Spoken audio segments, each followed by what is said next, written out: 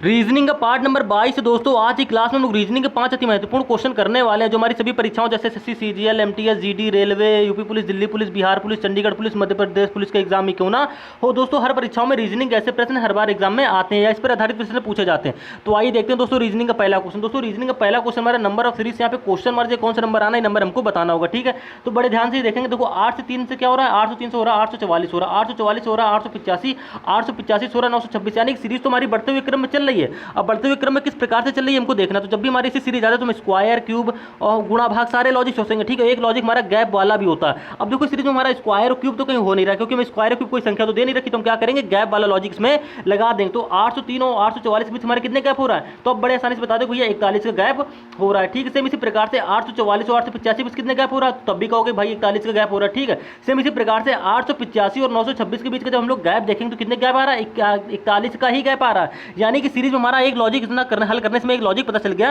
कि इन सभी नंबरों के बीच का गैप हमारा कितना आ रहा है, 41 ही आ रहा है। इसी प्रकार से हमारा 926 और क्वेश्चन मार्क की वैल्यू के बीच गैप कितना आएगा, 41 का ही आएगा। तो मैं क्वेश्चन मार्क की वैल्यू निकालने के लिए क्या करना पड़ेगा, 926 में भैया क्या करेंगे 41 जोड़ देंगे। तो सिंपल सी बात है यार, कुछ नहीं करना, बस 41 जोड़ दो हमारा आंसर आ जाएगा। एसएससी सीएचएसएल के 2022 के एग्जाम में पूछा हुआ क्वेश्चन है। ठीक है, तो जब हमारा 926 और 41 हमारा क्या होता है 967, जो कि हमको क्वेश्चन मार्क में ऑप्शन में दे रहा है, यानी कि ऑप्शन नंबर बी हमारा बिल्कुल सही हो जाएगा। क्वेश्चन मार्क की हमारा कौन सा नंबर आ जाएगा, 967 आ जाएगा। उम्मीद है दोस्तों आप इस प्रश्न को आसानी से समझ पाए होंगे। दोस्तों इन प्रश्नों को कॉपी पेन पे जरूर सॉल्व नोट नहीं करिए, सॉल्व करने की कोशिश करिए कि आप इन 5 प्रश्नों को कितने समय में सॉल्व कर पा रहे हैं। इसी प्रकार से दोस्तों हमारा रीजनिंग का दूसरा क्वेश्चन है, मोस्ट इंपॉर्टेंट क्वेश्चन है दोस्तों, एग्जाम में आया वो क्वेश्चन है, वेरी वेरी इंपॉर्टेंट क्वेश्चन है। क्या कह रहा है भाई, देखो एच का जो रिलेशन हमें दे रहा है, देखो एच 64 दे रखा है, जे 100 दे रखा है, यहाँ पे एल 144 दे रखा है, यहाँ पे एन 196 दे रखा है, यहाँ पे यू 441 दे रखा है। तो मैं देखो सवाल को बड़े ध्यान से पढ़िए, लेटर एनालॉजी का सवाल है, मोस्ट इंपॉर्टेंट सवाल है दोस्तों। ये लंबा सवाल आपको दिख रहा है, लेकिन ये लंबा नहीं, बहुत ही शॉर्ट मेथड से इसको सॉल्व हम करेंगे। ठीक है, देखो सवाल को पहले ध्यान पूरा पढ़ो। ये आप देखो 64, 100, 144, 196 या 441, इतना देखने से ये पता चल गया भाई ये किसी ना किसी संख्या की हमारी स्क्वायर हो रही है। ठीक है, 64 हमारा 8 का स्क्वायर हो गया, 100 हमारा 10 का हो गया। ठीक है, 144 हमारा 12 का हो गया, 196 हमारा कितने का स्क्वायर होता है, 14 का होता है। सेम इसी प्रकार से 441 हमारा कितने का स्क्वायर होता है, 441 होता है हमारा 21 का स्क्वायर। यानी कि सवाल में हमको एक लॉजिक मिला कि भाई यहाँ संख्या हमको क्या दे रही है, अक्षरों लेटर के साथ जितनी भी हमारी संख्याएं हैं वो किसी ना किसी संख्या की स्क्वायर होंगी। तो यहाँ पे मैं क्वेश्चन मार्क जो हमारा जो संख्या आएगी वो भैया क्या होगी, किसी ना किसी संख्या की स्क्वायर होगी। ठीक है, पहला लॉजिक आपको ये मिल गया। आप गो थ्रू ऑप्शन जा सकते हैं, देखो हमारा किस किस में वो क्या कह रहे हैं स्क्वायर दे रहा है। तो हमारा ऑप्शन नंबर देखो बी 484 हमारा किसका स्क्वायर होता है। तो देखो हम ऐसे नहीं करेंगे, हम देखो लॉजिक हमारा ये लग रहा है, देखो एच से क्या हो रहा है, जे हो रहा है। ठीक है, सेम उसी प्रकार से एल से क्या हो रहा है, एन हो रहा है, क्योंकि भाई देखो एच का जो रिलेशन जे से वही सेम रिलेशन हमारा, देखो यहाँ पे रिलेशन का मतलब यहाँ पे देखो डबल डॉट दे रखा है ना, यानी कि एल का रिलेशन वही सेम एन से होगा, वही सेम रिलेशन यू का यहाँ क्वेश्चन मार्क के अक्षर से होगा, वो अक्षर हमको फाइंड आउट करना। तो हम क्या करेंगे, पहले भैया देख लेंगे पीछे हमारा हो क्या रहा है, लॉजिक क्या लग रहा है भाई, एच से जे हुआ कितना बड़ा, एच से जे हुआ +2 बड़ा। ठीक है, और फिर क्या हो रहा है देखो हम आगे देखेंगे, एल से एन हो रहा है, क्या हुआ इसमें भी +2 बड़ा। सेम इसी प्रकार से यू से भी क्या होगा, क्वेश्चन मार्क जो अक्षर आएगा उसमें क्या होगा, +2 होगा। तो यू के बाद हमारा +2 करने पे क्या आता है, तो यू के बाद आता है भैया हमारा डब्ल्यू +2 करने पे। दोस्तों आपको अगर place value A to Z की नहीं याद है तो आप जरूर याद करिए, जिससे आप आसानी से सवाल को कर पाए। ठीक है, तो हमारा देखो यू के बाद 2 नंबर जब बढ़ाएंगे तो हमारा क्या आ जाएगा, डब्ल्यू आ जाएगा। तो डब्ल्यू हमारा किस ऑप्शन में दे रखा है, तो डब्ल्यू हमारा option number B, option number D में भी दे रखा है। और हमारा एक लॉजिक ये भी था, वो संख्या हमारी किसी न किसी की स्क्वायर होनी चाहिए। ठीक है, अब वो स्क्वायर होनी किसे चाहिए हमको ये भी तो देखना है।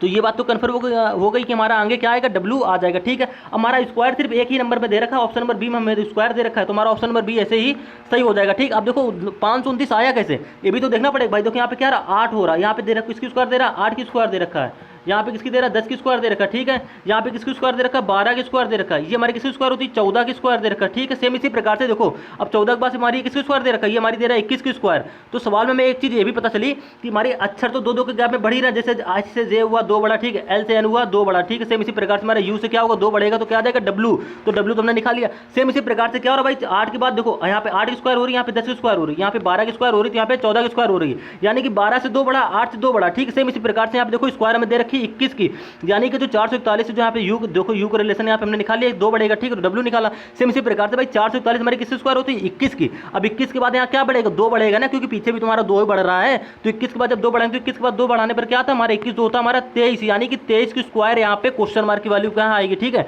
लेटर तो हमने याद कर लिया, अब स्क्वायर किसकी आएगी, 23 की स्क्वायर आएगी। तो भैया हम जानते हैं कि भैया हमारी 23 की स्क्वायर क्या होती है, 23 की स्क्वायर होती है 529, जो कि हमको ऑप्शन में पूरा डिटेल से दे रखा है, यानी कि ऑप्शन नंबर बी हमारा बिल्कुल सही हो जाएगा। क्वेश्चन मार्क W529 आ जाएगा, जो कि हमने लिख लिया। उम्मीद है दोस्तों आप इस क्वेश्चन को, नए क्वेश्चन को समझ पाए होंगे, आपने क्वेश्चन को नोट भी किया होगा। दोस्तों मोस्ट इंपॉर्टेंट क्वेश्चन है, इस पर आधारित क्वेश्चन अक्सर एग्जाम में पूछे जाते हैं। इसी प्रकार से दोस्तों हम लोग रीजनिंग का तीसरा क्वेश्चन देखेंगे, मोस्ट इंपॉर्टेंट क्वेश्चन है दोस्तों। कह रहे दिए गए चित्र में त्रिभुजों की संख्या ज्ञात कीजिए। यूनिक क्वेश्चन है दोस्तों। क्या कह रहे हैं, दिए गए चित्र में त्रिभुजों की संख्या ज्ञात कीजिए। तो भैया देखो त्रिभुजों की संख्या कैसे ज्ञात करेंगे, तो हमें एक चीज पता होनी चाहिए कि जब भी हमारे त्रिभुज के देखो पहले त्रिभुज का लॉजिक समझेंगे, त्रिभुज ज्ञात कैसे करते हैं।